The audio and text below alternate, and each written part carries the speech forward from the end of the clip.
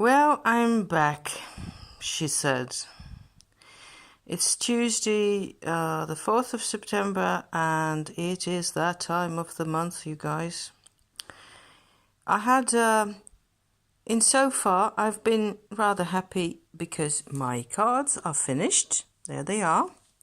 There's the Greenwood Tarot set, a huge pile of a deck.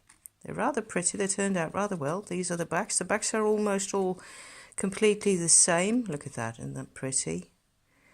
Fox. I have been hesitating whether to look up the... there's a mushroom. I'm supposed to... that's a bookmark I'm supposed to fix for my husband. Anyway, it wasn't supposed to be in there, but it fits in rather well, doesn't it? Whether to... print out or look up the information. I probably will at some point for the Greenwood Tarot. The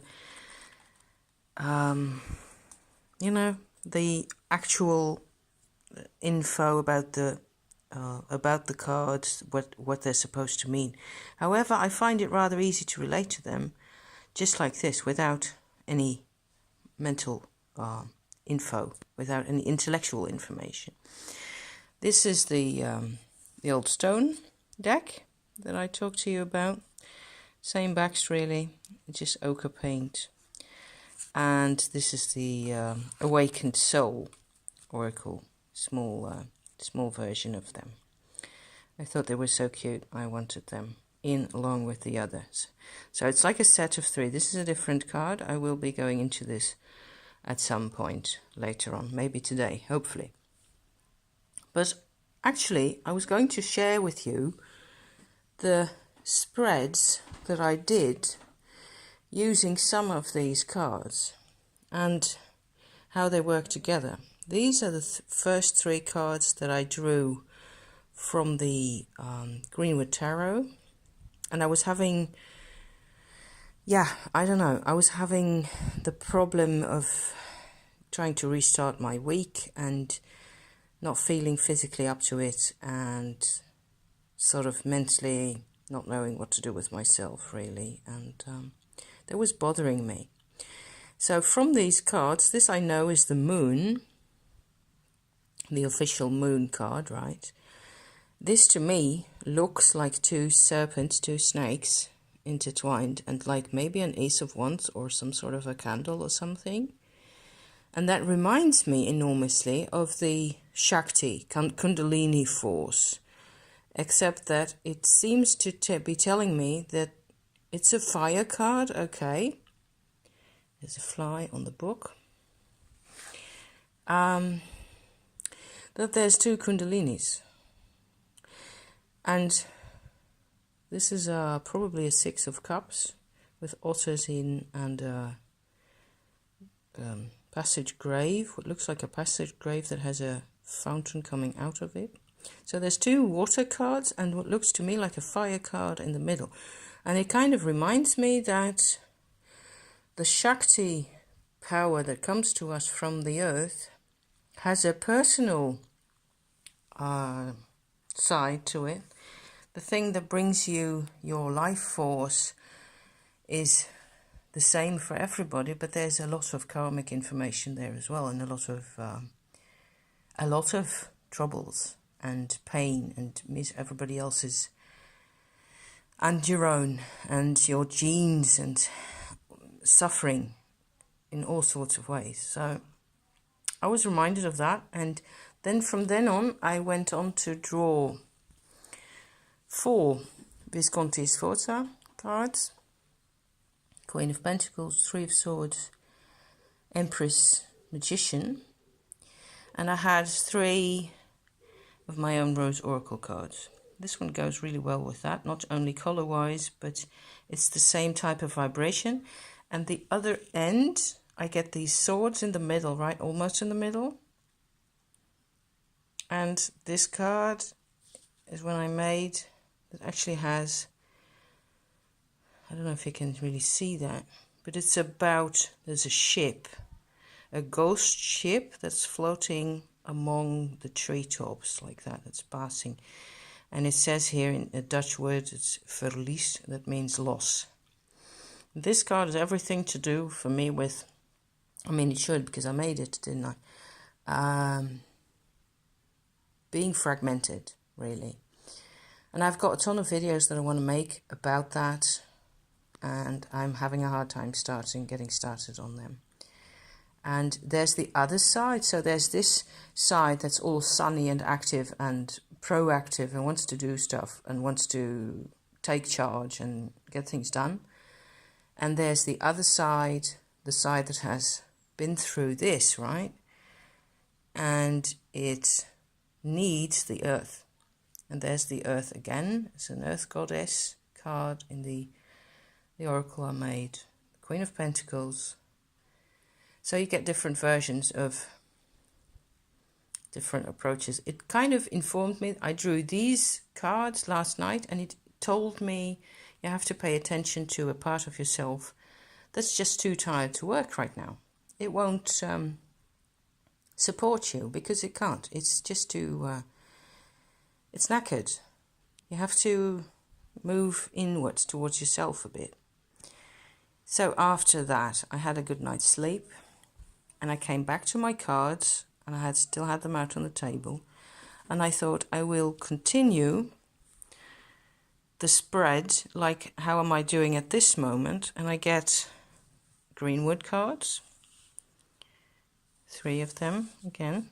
And here's a boat, and I can't help seeing this as the Jewish sail.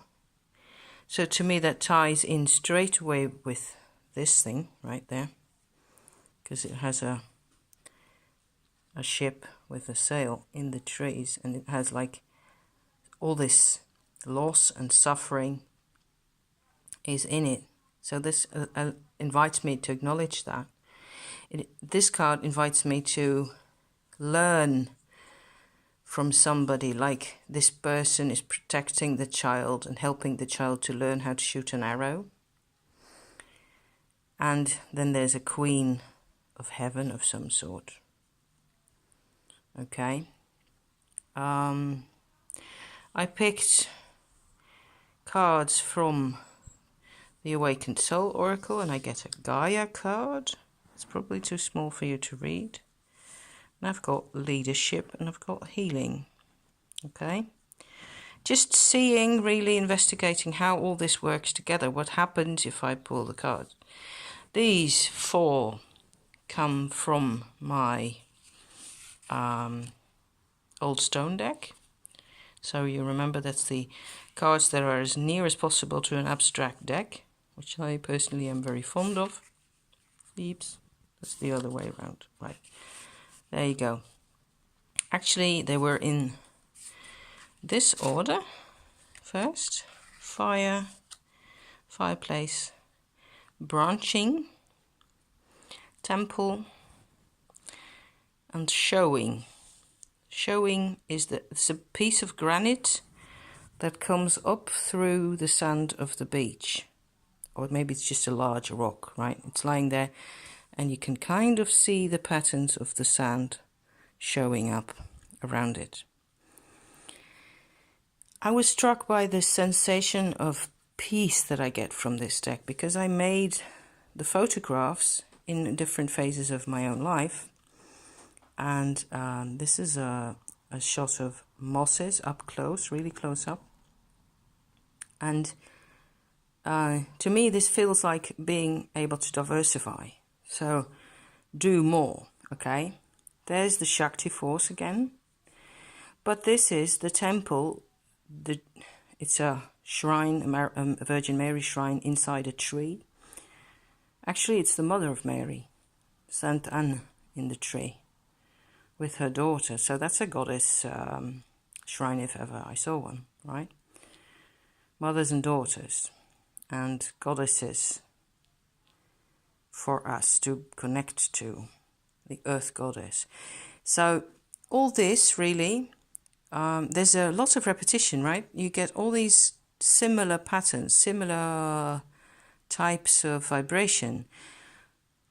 And each deck really tells me something else to do. And Actually, I find the Greenwood really very informative. Find help. Let myself be helped by whatever there is around me that can help me, instead of, focusing on whatever it is I can do for myself, which is always what I've been doing. So that's a bit tough. I find that rather a difficult one.